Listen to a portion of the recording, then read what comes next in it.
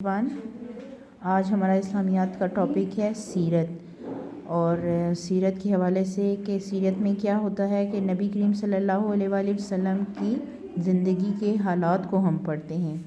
تو اللہ تعالیٰ نے نبی کیوں بھیجے؟ انسانوں کی ہدایت اور رہنمائی کے لیے نبی بھیجے گئے، اور سب سے پہلے نبی حضرت آدم علیہ السلام تھے، اور سب سے آخری حضرت محمد صلی اللہ علیہ وآلہ وسلم۔ حضرت محمد کہاں پیدا ہوئے؟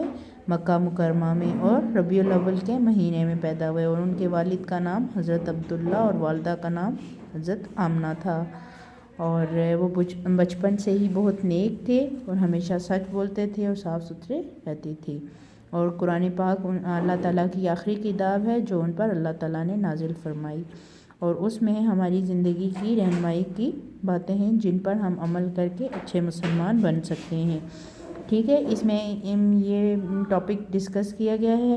آپ نے گھر میں اس کو ریڈنگ کرنی ہے، اور پھر نیچے خالی جگہ دی گئی ہیں مشق کہ اللہ تعالیٰ نے اس دنیا میں بہت سے ڈیش بھیجے ہیں نبی۔ آپ صلی اللہ علیہ وآلہ وسلم بچپن سے ہی بہت ڈیش تھے، نیک۔